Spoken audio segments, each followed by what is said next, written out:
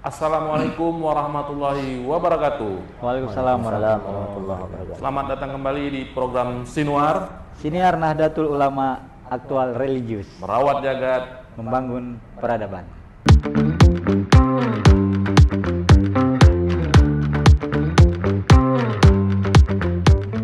masih seperti biasa bersama saya Alang Abdal. Saya Sapawi Aljawi. Kita masih dalam konsep Jawara. Jujur, adil, amanah, wibawa, religius dan berakhlak. Terbalik-balik, nggak apa-apa. Tapi yang penting intinya sama. Yang penting Bagaimana pemimpin itu yang jujur, yang adil, dengan kejujuran dan keadilan dia berwibawa, kemudian religius dan berakhlak. Dan yang paling penting itu mampu menggerakkan rakyatnya menjadi rakyat yang kreatif. Ya kan, masyarakat Kabupaten Langkat ini kreatif dan tidak sekedar menjadi kan kita bercermin dengan Pilpres kemarin kan, sangat materialistis kalau kita pikir. Karena itu kan berkaitan kan, ada yang bilang karena itu kesejahteraannya masih kurang, tingkat ekonomi masih rendah kan Iya. gitu. Nah, berkaitan dengan tingkat ekonomi suatu daerah apabila perindustriannya baik, perindustriannya banyak, pasti suatu daerah itu kan maju karena terserapnya para pekerja di situ, sehingga membuat added value, menjadi nilai tambah. Tingkat pendidikan pun akan meningkat kan, karena kos biaya pendidikan itu makin meningkat, jadi sarana prasarana pendidikan itu jadinya berkualitas, menghadirkan peserta didik yang ini kan gitu. Jadi ekonomi itu secara tidak langsung menumbuhkan tingkat kesejahteraan, taraf hidup masyarakat Langkat, khususnya Langkat. Kita akan berbicara Langkat karena beberapa bulan lagi kita akan pilkada Langkat. Nah, hari ini siapa yang hadir? Alang Abdal, seorang tokoh muda juga, energik, ganteng, kemudian dia ini tokohnya berkarisma gitu. Membumi, rendah hati, rajin menabung dan tidak sombong. Yang pasti murah senyum. Murah senyum itu yang pasti. Selamat datang Bang Zulkifli ST. Assalamualaikum warahmatullahi wabarakatuh. Waalaikumsalam warahmatullahi wabarakatuh. Jadi para sahabat Sinuar, profil beliau ini adalah Ketua Kadin Kabupaten Langkat. Benar. Kadin apa? Jelaskan, nanti banyak yang nggak tahu. Kamar Dagang. Kamar Dagang Industri ya Bang. Ada dagang kamar juga. Ada dagang kamar juga. Dagang kamar ini industri juga tuh ya. Industri juga. Jadi Kadin ini juga kumpulan para pengusaha juga ya. Iya. Nah, jadi hari ini juga ya bagi masyarakat Langkat lah, ini kan akan diketahui banyak orang kan masyarakat Langkat, biar Kadin ini juga menjadi membumi di Langkat. Karena banyak sebenarnya pengusaha-pengusaha yang berpotensi untuk maju kan, gitu yang harus kita sampaikan ke khalayak ramai. Nah Bang, ini kan lagi bulan Ramadan ya. Ini tapingnya bulan Ramadan kan, gak apa-apa kan disebut bulan Ramadan. Apa kesibukan Abang nih Bang? Alhamdulillah ya masih berpuasa lah, karena ini masih 6 Ramadan ya. Tentunya sebagai hamba Allah yang beriman lah ya. Karena memang diwajibkan bagi orang-orang yang beriman. Iya. Tafsirnya begitu. Betul. Berarti yang nggak puasa tak Iya, sahabat, satu yang ingin saya sampaikan sebelumnya Bang. Abang ini juga sebagai muhtasab PC NU Kabupaten Langkat. Jadi orang kami dalam juga. orang dalam. Kami Ordal, istilahnya ordal. Kami kalau kadang-kadang NU lagi terbentur masalah, kami sering mengadu sama beliau. Gitu. Ya terus Bang, lanjut Bang. Ya saya aktivitas hari ini masih berpuasa seperti tadi. Yang kedua, kita hari ini lagi menyusun Kadin Kabupaten Langkat lagi menyusun dan melahirkan peraturan daerah tentang dunia usaha. Supaya penampilan kedepannya Kadin dan para pelaku usaha mendapatkan posisi yang strategis lah bersama pemerintah Kabupaten Langkat. Nah hari ini nih positioning Kadin ini yang belum jelas. Walaupun secara undang-undang Kadin itu didirikan berdasarkan Undang-Undang Nomor 1 Tahun 87. Jadi pada tahun itu bersepakatlah para selaku asosiasi badan usaha, pengusaha daerah dan BUMN untuk membentuk wadah namanya Kamar Dagang dan Industri. Nah, kemudian hari ini dituangkan dalam Kepres nomor 18 tahun 2022 tentang pengesahan ADRT Kadin. Nah, tetapi ke bawah, ke provinsi dan kabupaten kota, itu kan hari ini memang lagi tren-trennya harus ada perbub lah, harus ada ini, regulasi-regulasi itu yang perubahan tentang aturan-aturan di pemerintahan kita yang kita harus mengikut. Supaya posisi Kadin sebagai mitra strategis pemerintah Kabupaten Langkat mendapatkan porsi yang tepat ini. Dan tidak juga terlalu maju, artinya sama nih berjalan bersama pemerintah, bagaimana menjaga siklus ekonomi dan pembangunan di Kabupaten Langkat. Itu kalau apa namanya Bang, kalau titik koordinasi dengan Dinas Perdagangan gimana tuh Bang? Nah memang sih kita di daerah itu lebih cenderung ke Dinas Perindustrian, tetapi posisi Kadin kalau di pemerintahan tuh di bawah Mendagri. Langsung. Nah, tapi di bawah supaya menselaraskan aja, harus ada dinas yang memang menjadi tempat bernaung aja. Walaupun memang mitranya setiap dinas kan memang ada pembinaan pelaku usaha. Iya. Operasi ada, dinas perikanan ada untuk produk-produk hasil perikanan, kemudian pertanian ada industrinya. Kemudian kesehatan juga ada, pendidikan juga ada, yang tadi kita bahas, ya kan. Kemudian dinas tenaga kerja dan lain sebagainya. Berarti Kadin itu memang nggak langsung di bawah Kementerian Perdagangan? Enggak. Kebijakan kita, Permenko dan lain-lain itu turunan malahan. Artinya memang di daerah saja supaya ada siapa yang bertanggung jawab nih terkait dengan program-program Kadinnya. Cuman saya mencoba kemarin berdiskusi sama Pak Sekda, bagaimana ya tidak di Dinas Perindustrian aja, kan kecil anggaran di situ. Kita membuat kegiatan kan sulit. Artinya ya silakan aja usulan nanti perbub atau perdanya dari Dinas Perindustrian, tapi jangan dibatasi kita komunikasi kepada seluruh dinas yang terkait dengan dunia usaha. Kalau terkait ini Bang, peranan fungsinya sebagai mitra pemerintahan itu kayak mana deh Bang? Jadi gini dia, kalau berdasarkan Undang-Undang Nomor 1 Tahun 87 itu kan kita mewadahi semuanya tuh. Asosiasi profesi, asosiasi pelaku usaha, UMKM, ultramikro, BUMN, BUMD, bahkan BUMDes. Mau BUMDes masuk di bawah? Di undang-undang pun seperti itu. Nah makanya kan kita ingin dudukkan nih pemahaman dan tafsiran-tafsiran dari ini, bagaimana ini nantinya kita juga menjaga diri kita Kadin tidak terlalu lebih maju dari pemerintah daerahnya gitu loh. Makanya harus ada regulasi yang konkret ini untuk kita lahirkan agar memang ya ini menjadi mitra strategis sama jalan loh. Nah kelemahan di kita itu kita baca hari ini adalah database ini. Nah database baik itu UMKM maupun database usaha, pelaku usaha, baik itu usaha menengah dan besar ya.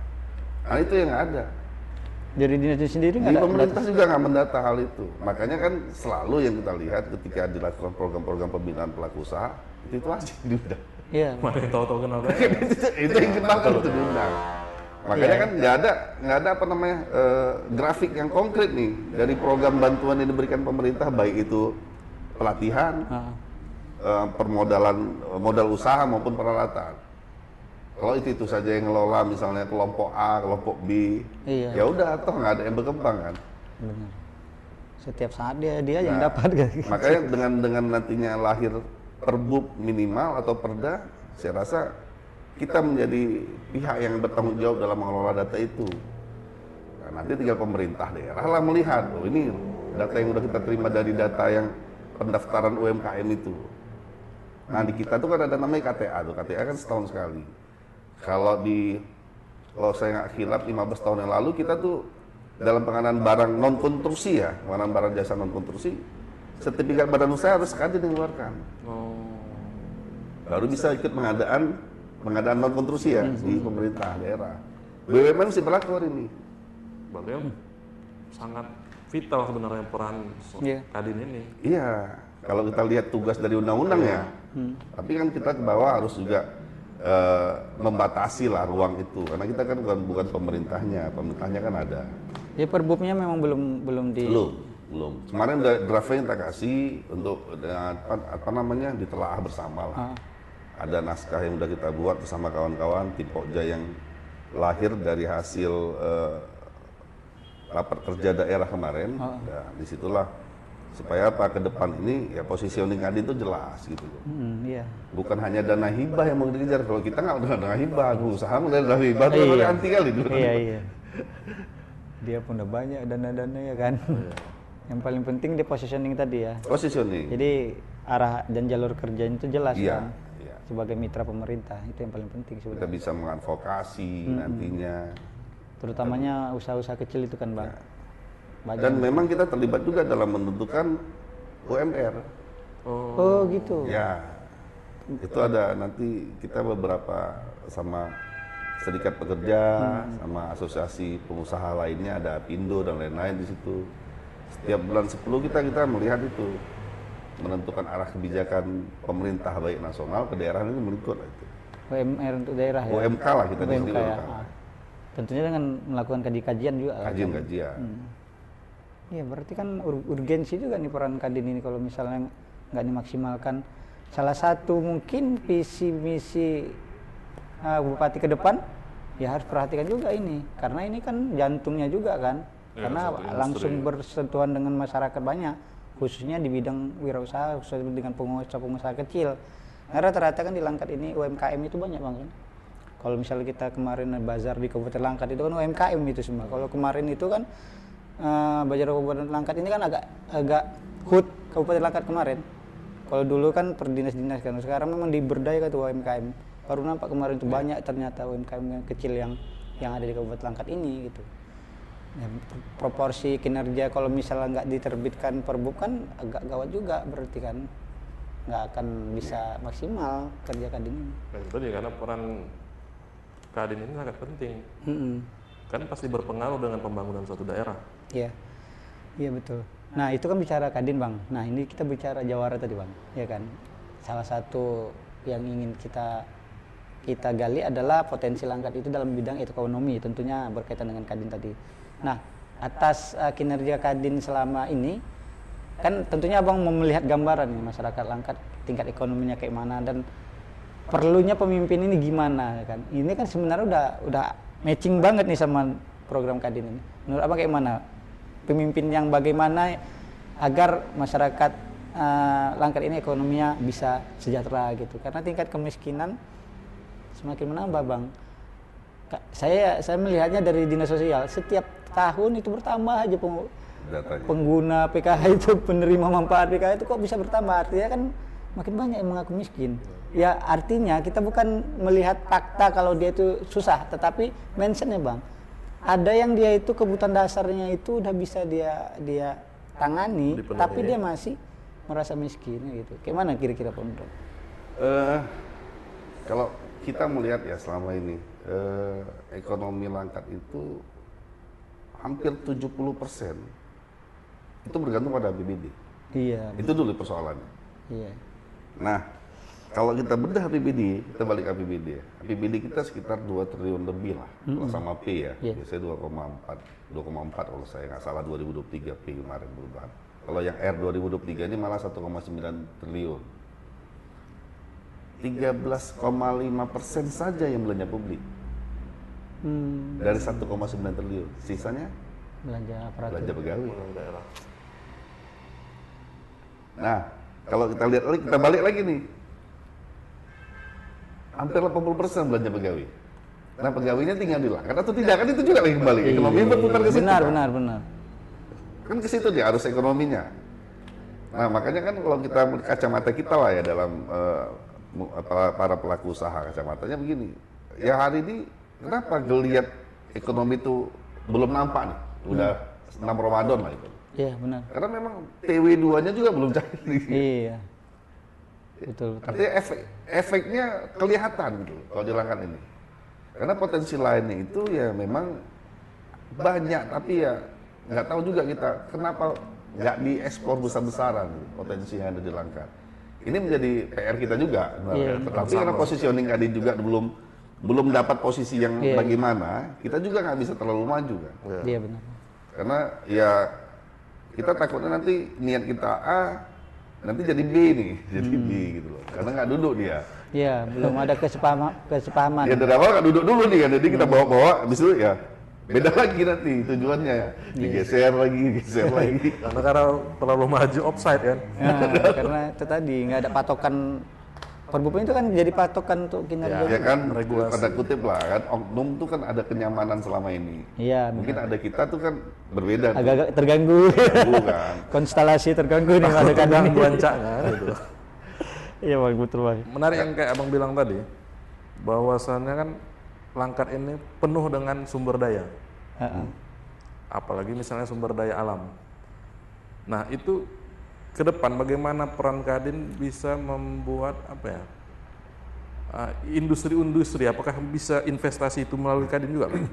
Membangun investasi. Jadi gini, kalau case-case yang kita pelajari lah, baik di dalam di Langkat sendiri maupun di luar daerah Langkat di Indonesia, persoalan investor itu satu, kemudahan perizinan. Iya. Siapa yang bisa menjamin ini? Kalau ribet-ribet kali nggak mau orang yang Bisa. invest. Maaf saya kalian, dia mau masuk nih investasi besar. Di awal udah di olah nih barang nih, dia olah barang nih kan. Banyak kali tukang olah ini nih. bahaya nih berdiri nanti mainan lagi. Artinya kos-kos yang nggak penting itu jadi persoalan yang dipikirkan mereka ketika mereka berinvestasi. Makanya harus ada komitmen yang kuat antara pemegang inilah regulasi pemerintah daerah dalam hal ini. Artinya tidak melanggar undang-undang juga. Kemudian ya masyarakat gitu loh. Nah edukasinya harus konkret ini. Supaya apa? Investor itu tidak yang datang melihat potensi itu ada, cuman persoalannya lebih besar persoalan ini. Iya benar-benar. Nah artinya itu dulu. Kita bicara investasi, bicara perizinan. Itu yang utama. Dibenerin dulu perizinan, mekanisme perizinan itu kalau bisa sederhana ya kan. Ya memang sih slogannya selalu begitu terbuka, 1 kali 24 jam. Tapi nanti ngurus izin AU 40 kakak, begaduh nih bisa 4 bulan terus tahun belum selesai nih. Iya bang. Jadi nah, pengusaha tuh maunya sih sebenarnya sederhana. Kalau kita bilang lah ya, maunya sederhana. Ketika mereka mau berinvestasi, ya dia ada jaminan ini. Iya. Siapa berani menjamin ini? Jangan kita investasi musuh, jadi persoalan belum dapat keuntungan, ini jadi pora-poranda diserang aja. Itu sih kalau saya lihat itu potensi sumber daya kita nih memang ya luar biasa lah. Langkat nih, saya pernah cerita lah sama kawan-kawan Sumatera Timur tuh Langkat tuh punya cerita sejarah di masa lalu. Dan hari ini memang itu belum ada yang bisa membukanya. Berapa perusahaan besar pun coba mengeksplorasi sumber daya migas ya kita bilang, cuma nggak berhasil. Itu kita kaji dalam kajian lain lah. Saya bilang itu ada kajian lain lah. Tetapi dalam kajian-kajian ilmu-ilmu terapan itu sudah dikaji dan potensinya luar biasa. Tapi memang belum terbuka gitu loh. Belum tergali Kak Bang. Belum tereksplor dengan maksimal lah. Walaupun dalam kajian-kajian mereka itu memang sumber daya alam kita itu luar biasa. Padahal kalau dimanfaatkan, dimaksimalkan bisa menambah PAD kan. Kita hari ini kan berkutat di kemudian dengan adanya mereka kan ada kebutuhan tenaga kerja. Penyerapan tenaga kerja. Pengusaha-pengusaha lokal dia bisa jadi vendor. Nah, di situ juga bisa ekonomi lokalnya yang hidup. UMKM-nya pun hidup, yang kecil-kecil, pedagang kecil kan, kebutuhan karyawan di situ, misal pabrik atau apa. Berarti terkait itu tadi kembali dia untuk supaya tadi bisa memberikan rasa nyaman, kan balik lagi kepada jawara tadi. Iya, tetap. Sehingga kalau kita hari ini menawarkan konsep jawara itu bukan hanya sosok, bukan hanya orang, bukan hanya person. Timnya. Tim yang berada dan dia harus berkomitmen. Iya, berkomitmen.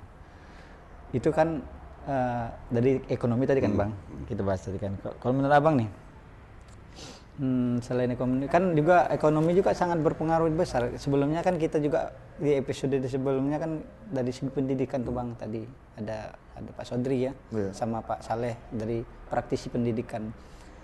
Ekonomi juga kan menggerakkan pendidikan kan Bang, otomatis kan. Dan pendidikan juga merupakan salah satu bagian dari industri kan, karena melahirkan orang-orang yang berkualitas pendidikan. Nah, menurut Abang sih, apa sih sebenarnya peran penting industri lah bagi pendidikan itu? Kalau saya bilang ya sangat penting lah. Begitu Bang ya kan. Sangat penting karena SDM kita itu kan dibentuk di situ. Ya kan kualitas putra daerah Langkat ini terbentuknya di situ. Ya gitu Bang. Nah, kita bangga lah ada dua perguruan tinggi hari ini lahir lah. Ada Al-Maksum yang saya sebut merek nggak apa-apa. Nggak apa-apa. Al-Maksum itu kan jadi universitas kan luar biasa udah. Iya benar Bang. Dan ya beberapa tuh udah meningkatkan kualifikasi mereka lah. Iya Bang. Ada beberapa yang kita lihat udah meningkatkan kualifikasi mereka. Dan ini kita harus berbangga juga dengan perjuangan mereka. Dan mudah-mudahan di situ lahirlah sumber daya manusia yang memang unggul. Nah, unggul dalam artian begini, mampu dia melihat situasi kearifan lokal ini secara baik. Nah, hari ini kan gini dia, banyak orang pintar, banyak orang kaya, kita bilang dan lain-lain lah. Tapi ketika dia nggak memahami daerah tersebut, itu yang menjadi persoalan juga. Maka kalau kacamata kita, pendidikannya yang sangat penting. Dan ini harus kita dorong. Industri pendidikan lah, kita bilang industri pendidikan hari ini. Karena memang pemerintah sudah lahir ke situ. Sudah memberikan APBN-nya untuk bagaimana para anak-anak rakyat di Indonesia ini bisa sekolah setinggi-tingginya kan. Kalau dulu tahu kita SD SMP, naik SMA, sekarang udah ke S1 ya, S1 yang di ini kan. Kalau S2, S3 kan itu beda lagi ininya kan. Saya rasa itu. Kalau Kadin sendiri Bang, apakah juga selama inilah kan menjadi corong itu terhadap investor untuk ini loh ada di Langkat ini yang lagi berkembang usaha yang butuh investasi. Jadi endorse-nya lah. Apa yang mencari Kalau kemarin kita dalam kegiatan nasional ya, Kadin tuh setiap bulan ada kegiatan. Memang keterbatasan kita ya banyak hal lah ya, kita nggak mungkin ungkap di sini. Itulah yang kayak perlu itu supaya semua kegiatan Kadin di tingkat nasional maupun daerah kita bisa hadir gitu, mendorong itu. Nah, saya pernah membawa juga proposal tentang potensi yang ada di Langkat. Nah, tapi balik itu kan, mereka nggak hanya dengan tahu informasi misalnya, mereka harus tahu juga jaminan-jaminan lainnya ini ketika mereka masuk di Langkat. Nah, ini nggak mudah. Ini nggak mudah. Nah, terkait dengan ini Bang, masuk pendidikan tadi kan. Kira-kira misalnya abang kan dan orang-orang yang berada di Kadin itu kan, kira-kira karena kayak saya kan juga bagian dari pengajar di salah satu perguruan tinggi di Langkat ini. Ini butuh berkembang, butuh modal. Kira-kira bisa nggak Kadin mempopulerkan ke investor-investor, misal Al-Maksum atau STJM. Nah ini universitas atau kampus yang ada di Langkat yang hari ini kekurangan modal misalnya kan, modal untuk infrastrukturnya, karena pendidikan ini sangat penting di masyarakat Langkat karena kita akan menjangkau masyarakat pesisir kan, biar mereka ini juga terdidik secara pengetahuan dan mampu mengembangkan dirinya di daerah dia kan gitu, karena mustahil orang luar itu mau membangun di daerah misalnya pesisir, tentunya putra daerah kan gitu, sesuai dengan visi dan misi praktisi yang kemarin kami bicarakan. Itu kira-kira bisa nggak Bang? Jadi gini, kembali ke positioning Kadin ya. Kadin bukan dirlaba juga, dirlaba. Jadi kan kita bukan perbankan. Tetapi memang kita punya kerjasama ke BI dan OJK. Itu kan memang sering lah. Banyak mitra berarti kan. Artinya kan mitranya Kadin itu cukup luas lah. Nah, termasuk pihak perbankan. Nah, kalau persoalan bisnis, pure bisnis. Gitu. Nah, Bisnis to bisnis ya. Bisnis itu gini, ini kan universitas lah, perguruan tinggi kita bilang kan. Ya artinya kan ini manajemen saja ya kan, manajemen tergantung aset ataupun dengan pinjaman perbankan, ya mungkin itu akses itu yang bisa kita kasih. Misalnya kita butuh akses perbankan nih, dengan pinjaman sekian puluh M, kita kan tahu nih klasifikasi sekian M ini harus di sini, negonya sini harus di sini. Memberikan di jalan. Mungkin Kadin bisa menjembatani itu. Memberikan jalan berarti ya. Nah, artinya menghubungkan lah. Oh ini begini, ini kesini misalnya. Kalau perkara investasi dan lain sebagainya itu kan sifatnya personal. Oh iya benar. Ya kan, trust yang harus dibangun lagi. Kita mungkin adalah mungkin ya Kadin Indonesia tuh orang-orangnya luar biasa juga kita bilang kan. Dia punya value usaha yang sekian. Tapi kan meyakinkan dia kan personal gitu ya. Iya. Untuk dia mau berinvestasi. Makanya ininya saya batasi ke posisi Kadinnya. Kadinnya bukan di nirlabanya. Iya gitu. tentunya investor itu profiling dulu lah kan. Oh iya, kita harus buat proposal. Mungkin kita punya teman-teman di Kadin Indonesia itu sifatnya personal. Misalnya sama Ketum Asad, yang bisnisnya bisnis energi dia kan. Indika Energi. Ya bisa aja tapi personal sifatnya, bukan Kadinnya. Orang-orang yang berada di Kadin. Iya, orang-orang berada di Kadin. Paling itu yang memang kita bisa hubungkan lah. Soalnya memang terkait apa juga kos pendidikan juga kan, infrastrukturnya, kemudian apa namanya, untuk mengkampanyekan pendidikannya itu kan perlu kos juga kan. Makanya di awal kita juga diskusi industri pendidikan ini menjanjikan, tetapi dia juga harus diapain juga kan, disokong dengan dana juga, the modal yang bisa mendukung kampus itu gitu dong. Cuman kan itu tadi bisa saja misalnya Kadin menjadi jembatan mencari CSR ataupun bentuk beasiswa dari perusahaan-perusahaan. Itu paling maksudnya bisa. kayak gitu lah maksudnya. Kalau itu gini. Nah di CSR sebenarnya langkah ini beberapa BUMN itu bingung juga kan. Kita melihat kebijakan dari pemerintah daerah sampai hari ini kita nggak pernah dilibatkan itu. Iya. Kadin nggak pernah dilibatkan ketika bicara tentang CSR. Nggak pernah dilibatkan. Tapi misalnya kita tuh punya mitra yang hari ini mencari, ya kita akan jembatani mungkin hal seperti itu. Misalnya kita butuh nih ada 25 mahasiswa yang bisa kita biayai dengan syarat A, B, C, D. Nah, itu mungkin kita akan sampaikan. Karena beberapa perusahaan besar itu kan sudah seperti itu, kayak seperti Tanoto Foundation, Ya benar.